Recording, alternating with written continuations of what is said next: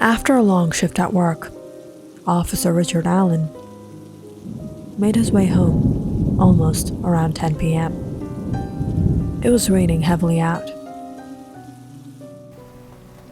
and Richard was exhausted.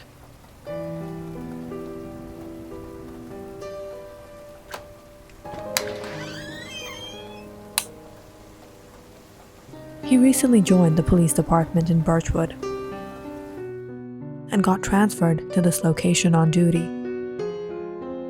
Being a rookie cop, however, he wasn't making much and, almost without a choice, had to move into this rundown, cramped apartment in this rundown neighborhood.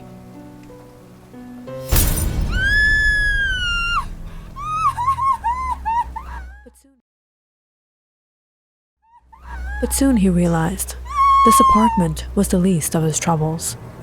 It has been ever since he moved in. He's been troubled by his neighbors downstairs.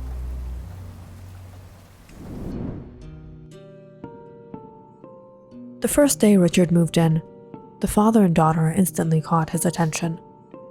Something just didn't seem right about them. The girl was perhaps in her early 20s. She almost always looked frightened.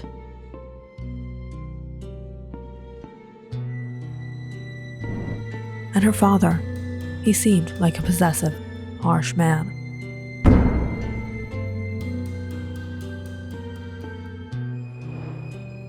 It has been almost a month since Richard has been here, and never has he seen the girl step a foot out of the apartment.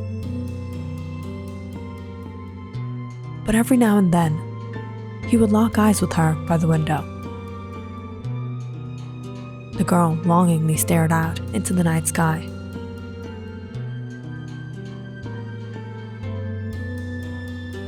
It was a matter of fact, her father never even allowed her to speak to anyone. And occasionally, Richard would hear him yelling at her, even hitting her. It was one of those days. Richard had gone downstairs to check up on her. Knocking on the door. Suddenly, everything went silent before the man opened the door with the chain lock still on. "What do you want?" "I'm Richard Allen, your neighbor. I was wondering if you received my mail by accident?" "No." Unfortunately, the man avoided letting him in or even agreed to converse with him, and abruptly shut the door. And this is how things have been going on for the past few weeks.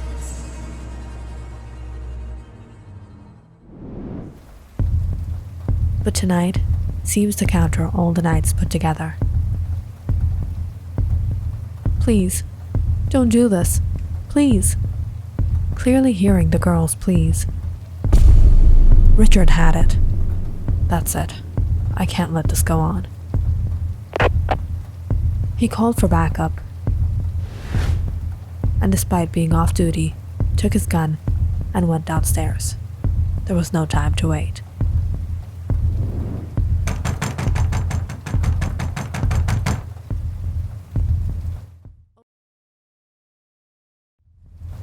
"Open the door." When the man refused to comply, Richard had no choice. He broke it down. But when he got inside, he was shocked by what he saw. The man had shackled the girl down and was pouring gasoline on her. "Get away from her." Fortunately, as Richard tackled the man down, backup had arrived. "Arrest him." The man yelled as he tried to fight back the crew. "You don't know what you're doing. You're making a mistake."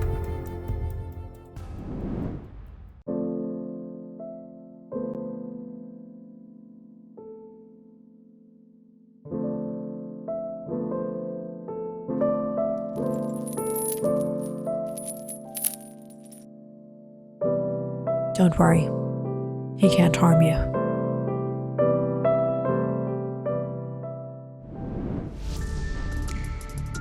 That night, after a lot of commotion, the police arrested the man and took him away. And after questioning, the young woman was left on her own.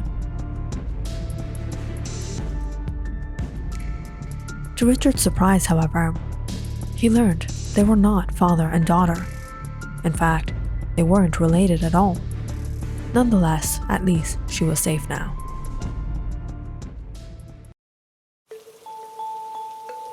After the police took leave, Richard went to check up on her. Her name was Alea. Are you all right? Yes, I'm okay. What do you plan on doing now? Will you be able to stay on your own? What choice do I have? I don't have anybody but Professor White. Professor? Yes, Professor White rescued me almost a year ago. I had no place to go, no family. All this time, he had been taking care of me. Taking care of her? Well, now you don't have to live under anyone's mercy. You're safe. No one is going to harm you again. Thank you. It's quite late. I should go. If you need anything, I'm upstairs.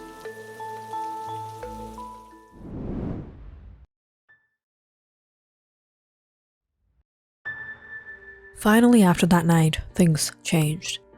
Alea was safe and sound, but the abuse she had gone through put her in trauma. Now and then, she would come knocking on Richard's door. Can I stay here tonight? I was feeling scared all alone. Sure. Over the days, Richard got to know her better. She wasn't from here.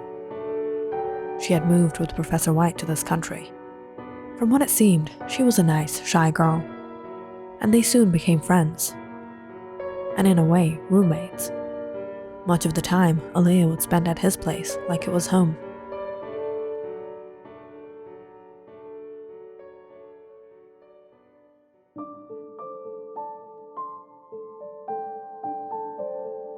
Richard, try these out.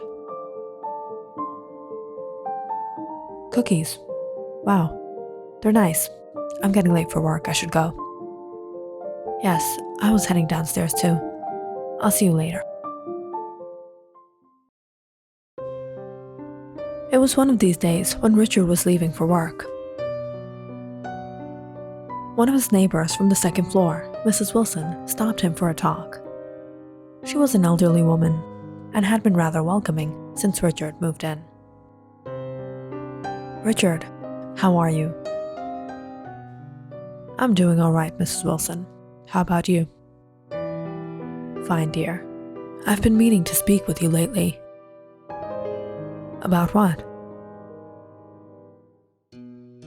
I hope you won't mind, but stay away from that girl. She's not what she seems. Professor White, he wasn't a bad man. You don't want to get yourself into someone else's troubles.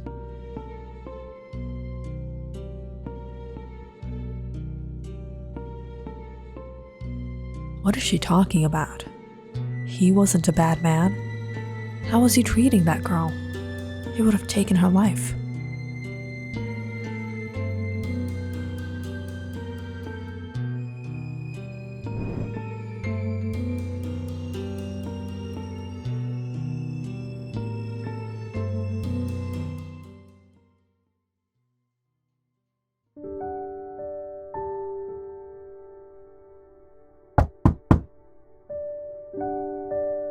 Sometime later that evening, Mrs. Wilson got an unexpected visitor.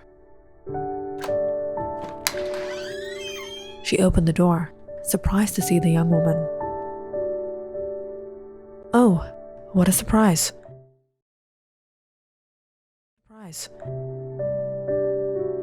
Professor never allowed me to talk with anyone. I always saw you by the stairs. I never knew my mother. Every time I saw you, I would wonder maybe my mother was like you. I made some cookies for you." "Oh, thank you, child. Would you like to come in?" Alea spent some time with Mrs. Wilson, but it seemed the both had little to nothing to talk about. And eventually, Alea left.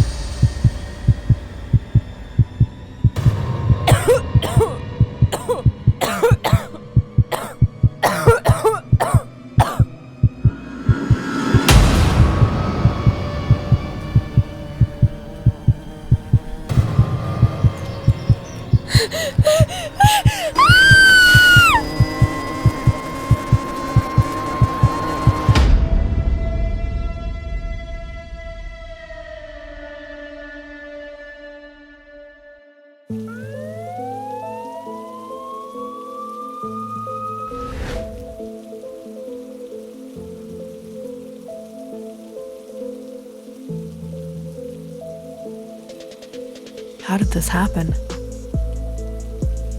She passed away from a heart attack. So tragic. I spoke with her just this morning. She was fine. Her eyes. It seems she was frightened by something. Richard looked at the old woman. Still in shock, she was no more.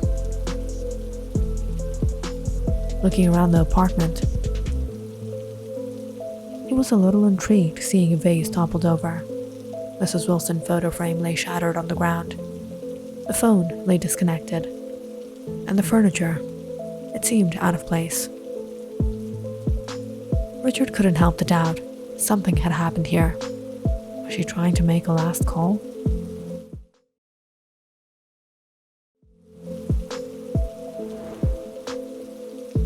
And that's when he noticed a platter of unfinished cookies on the table. Alea?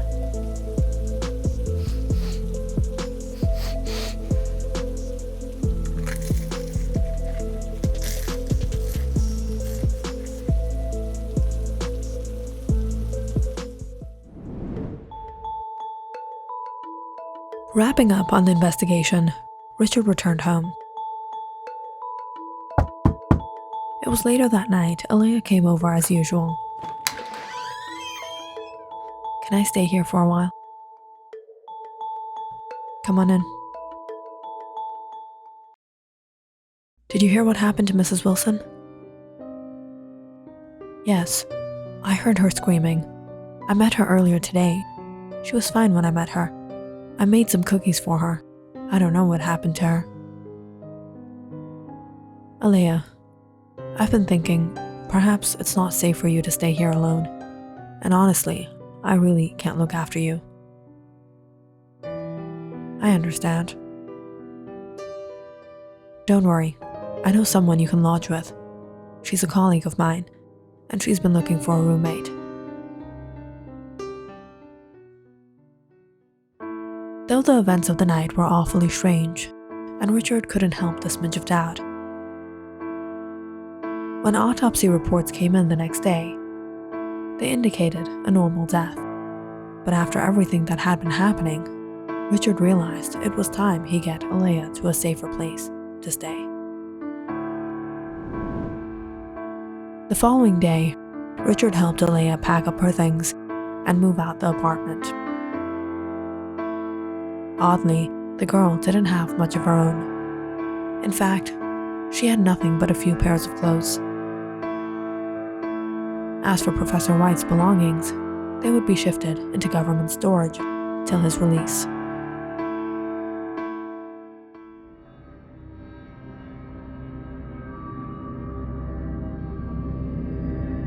Descent to Kur, land of the dead. What is this? It is the abode of the Great Lady, where she shall rule for eternity. Her temple lies between the two rivers and the great tree of the final destination. Below its roots is the path to the fiery pits of evil, Kur, and above is the realm of the Garden of the Gods.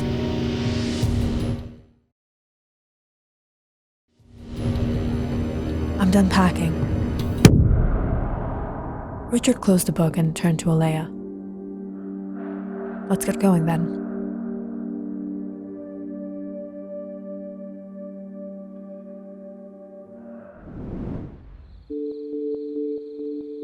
It was later that evening, Richard and Alea reached Evelyn's place. Evelyn, this is Alea. Alea, this is Evelyn. Hi. Come on, I'll show you to your room. When Richard told Evelyn about Alea, she was more than happy to have Alea as her roommate. The first day she showed Alea around and got her comfortable in her own space. Alea was a very shy, very quiet girl. Evelyn knew what happened with her, and she thought Alea was still going through the trauma. But when a couple days passed, Evelyn started to notice some strange things about Alea.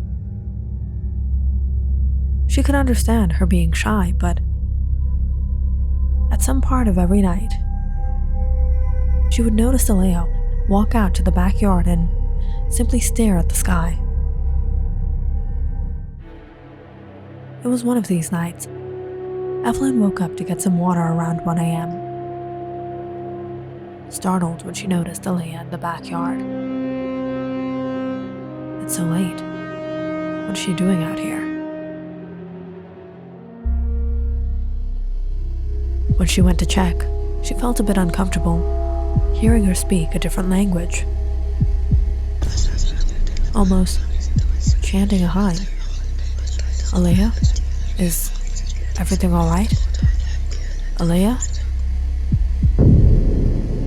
Alea turned around, staring at Evelyn deeply.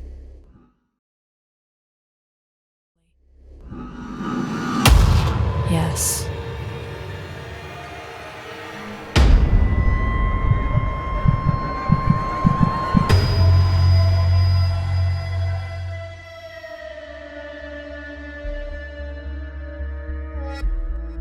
Click on the subscribe button and check out more awesome videos on our channel.